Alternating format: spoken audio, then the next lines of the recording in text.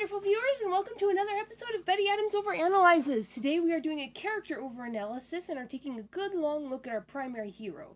You have heard, of course, of the trope of the reluctant hero. Bilbo Baggins, Kuill from the Mandolorian, and every other grumpy old man who didn't want to leave his home and accept the call of adventure. It is no surprise that Fives is a reluctant hero. It is a solid old trope, and there probably should be one in every story, especially when it's so expertly offset by the extravagant adventure-seeking of a hero like Miko. However, Fives is far more of an extreme example of the reluctant hero than Miko is of the adventure seeker. Not that he has ever refused the call of adventure when it was brought to him by someone else, but he has never actively claimed adventure himself. As of episode 9, he has never, as far as I can recall, initiated any adventure. Not directly, at least. The format of the show hides this odd aspect of his nature, because in every episode, some other character, usually Miko, reaches out and yanks him full-bodied into trouble and adventure of some sort. I have been trying to think of one thing he did purely on his own initiative, and so far I haven't been able to think of even one. From the beginning, Hector Knives, High Five or Fives as the fandom has settled into calling him, seemed trapped in whatever state of momentum that he found himself in at the time. He was living with his grandparents, helping them with their food truck. He was comfortable doing that. He was great at it. He was an excellent cook. He was a good grandson. He was safe. He wouldn't even take a break unless invited to by other children and explicitly ordered to by his abuela. Then he receives the wristband invitation from Hinobi, the fulfillment of his dreams. And he does nothing. He doesn't even mention it to his grandparents. He just looks at it uneasily. His emotions suggest that he wants to accept the challenge, the call to adventure, but his fear stops him. He is too afraid, not with the extravagant fear of something horrible going to happen to you, to the paralyzing fear that keeps you from doing things. Abuela Nieves has to order him to accept the challenge, after determining if that's what he really wants, and she and Papa Knives physically take him to the Hinobi store. And there, through Abuela Knives, we learn one possible reason for his seeming passivity. He gets stuck in his own head. He thinks too much. So while there is an element of clear fear in his hesitation, there is also overthinking.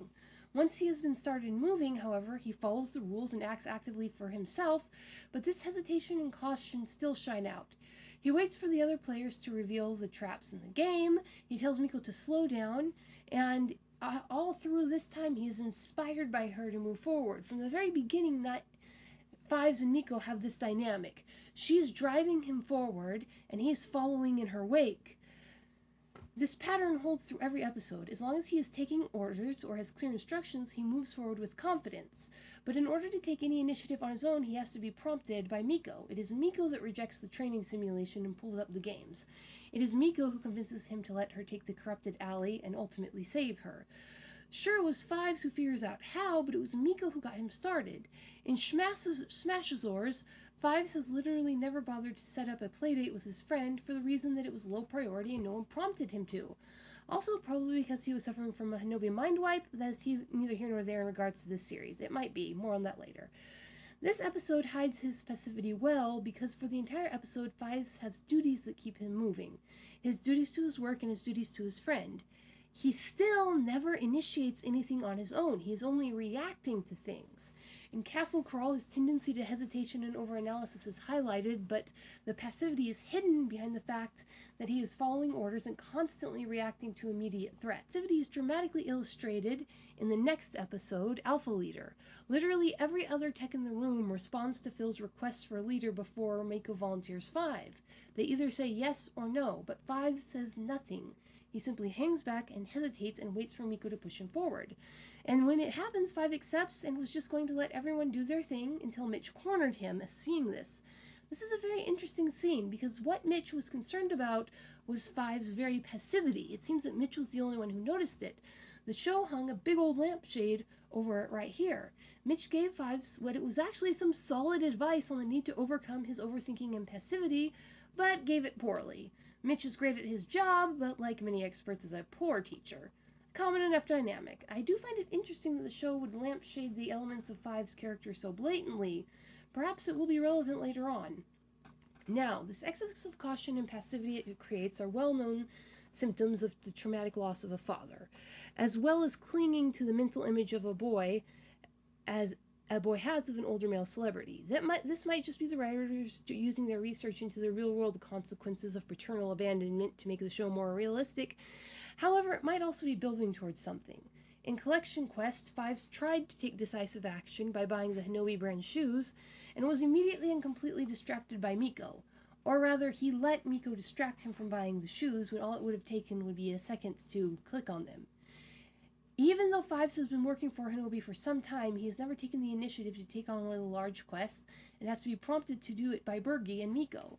In Adventures in Pet Training, Fives is physically grabbed and literally dragged into various situations he didn't want to be in, no less than 3 times by 3 different characters. He exercises almost no agency in the acquisition of Alpha, and even after he clearly started to want Alpha. Emma Devereaux has to prompt Fives to even admit that he wants a pet, let alone that specific Alpha. She literally drags the confession out of him. And finally, in Karate Trainer, the one episode where Fives goes deliberately seeking out adventure, he still relies on others to find it. Five asks Birgi, Phil, and Miko to assign him an adventure, even when he was caught up in the thrill of the game and his own imagination. To summarize, it really seems like Five is utterly incapable of taking initiative for himself. The show hides this by putting him in situations where he has clear duties and orders to follow, so he's able to be constantly reacting. The show has made a point of illustrating this in at least 3 separate episodes. This makes me wonder if it ties into the more suspicious elements of Hinobi. Does resetting affect the human will over time? If you are reset too hard or too often, does it leach out of your initiative and make you loyal and obedient? If Hinobi is as sketchy as the Black Ops organization as it appears, having obedient employees who wouldn't object to things would be convenient. Fives was probably violently and dramatically reset on that night 2 years ago when he went with his dad to work. However, as we saw with Birgi, it isn't unheard of for Hinobi employees to be accidentally reset, and one has to wonder if the gauntlets have something akin to backwash, especially as we watch Five and Miko forget all their objections to brain wiping. Does each time you use the gauntlet rub softly at your memories, at your convictions? What do you think, my wonderful viewers? Are the glitch techs being slowly mind-wiped over time as they use the very tools of their trade? Why have the creators crafted such a passive hero? Leave a like below if you agree with my analysis, and leave a comment smashing my theory like a rogue glitch if you disagree. Check out my Teespring store for some weird human merch, hit that subscribe button, and have a wonderful day. Peace out, my wonderful viewers.